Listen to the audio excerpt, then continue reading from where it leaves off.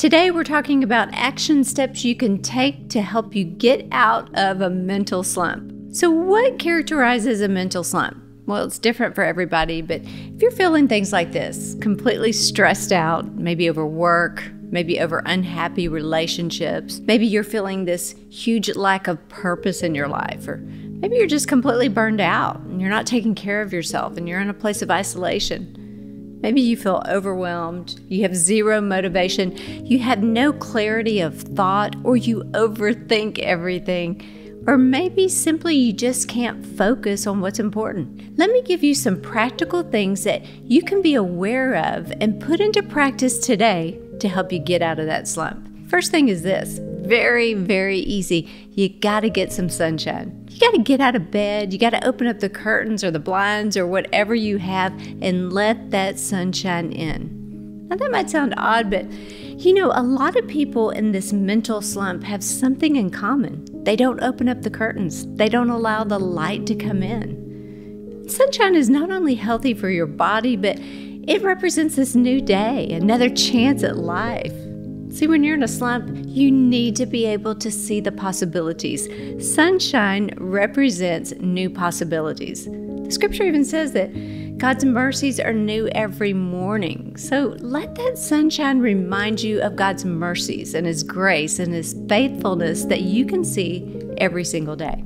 Another thing you can do besides getting the sunshine is to get moving physically. You got to do something that takes care of you. See, when you're in a mental slump, often you don't want to do anything. And if you want to take steps to get out of it, you have to get your body moving. One of the simplest ways of doing this is just to get outside and walk. See, walking doesn't require any equipment, just a good pair of walking shoes, and the things that walking will do for your body. It increases blood flow to the brain. We all need that. It decreases stress. It releases endorphins that improve your mood. It helps you maintain bone health and it lubricates your joints. Not only that, it helps your heart flow more efficiently. So walking is great for your physical and your mental health. Whatever form of exercise you choose, the important thing is to just do it. I do this every day. One way I clear my mind when I'm working is I go outside and walk. It takes my mind off of everything, and I just let it be a time where I'm not always thinking of the next thing to do. It's a break and it's refreshing for my mind and my body. And I just find personally that I'm more productive after I take these breaks and walk. It gets me out of a mental slump. It gets me out of a place where I don't feel creative and I don't feel like, I know the next thing that I'm supposed to do. No, that walking just gives me a new sense of freshness to my mind and to my body. Another thing that can get you out of a mental slump is change up your routine. See, sometimes you get in a mental slump because of the same monotonous routine. And you know what? You just get tired of it. You might even get bored. You need to start trying to think of new ways of doing things. Do things differently and make life more interesting. Maybe that means you take a new route to work or find a new place to eat. Change things around in your office. Do something to break the monotony. Do something to break the boredom that you might be feeling. Remember this, y'all. Nothing changes if nothing changes. We've heard that a million times. But we have to remind ourselves, if I don't do something and get proactive to try to get myself out of this mental slump, then nothing is going to change. We can't expect a different result if we don't do something differently. Predictability can cause you to stay in a mental slump. Another thing, you're going to like this. You need to prioritize rest. See, when your body is rested, your day is going to become better.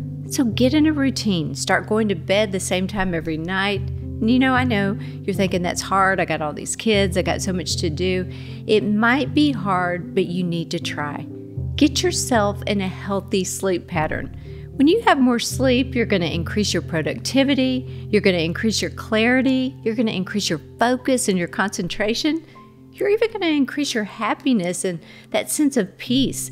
Rest does wonders for your mental health. Get some rest. Get in a routine. Make it a priority. Another thing you can do to get out of that mental slump is this. Cut out the negative voices in your life. Don't let the negative voices win. Don't allow those things that are not positive to stay in your mind. See, if you find yourself engrossed in negative thoughts, shut them down. Negative in means negative out. You have to start talking to yourself. You have to start cheering yourself on. Your positive thoughts have to be louder than your negative thoughts. Every time you think a thought like, you know what, I can't do this, start telling yourself, I'm going to have a positive, productive, peaceful day. I'm happy. I'm creative. I can do anything I set my mind to do. And I'm not going to let anyone or anything steal my joy or my peace. Remember, how you talk to yourself really does matter. You have to make an effort to get rid of the negativity. You have to take control of those thoughts before those thoughts take control of you. Another way that you can be proactive in getting out of a mental slump is to fine-tune your inner circle.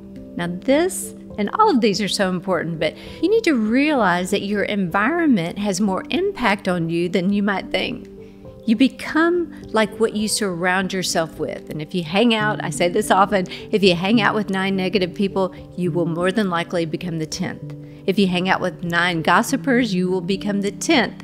If you hang out with 9 underachievers, you will become the 10th. Do you know if you sit next to a high performer, you will outperform by 15% just by your proximity? But on the flip side, if you sit next to an underperformer, it will decrease your productivity by 30%. Y'all, that is some valuable information right there.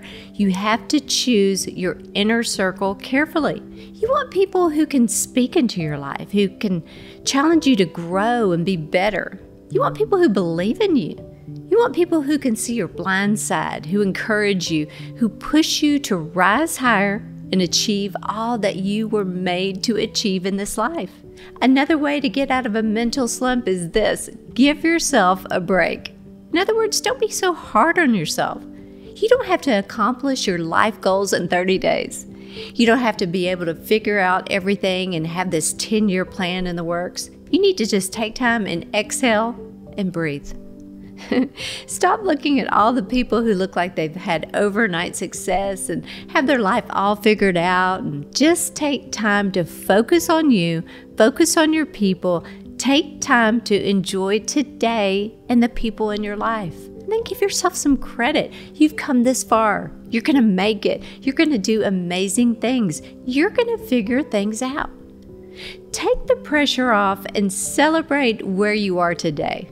If nobody's told you, you're doing great. God believes in you. He's for you. He's cheering you on. This mental slump that you might be in right now, it's only temporary. You're going to come out of it, but you're going to have to do some things and make some adjustments. Remember, small tweaks every day lead to big peaks. Hey, thanks for watching today, and until next time, I hope you have an amazing day.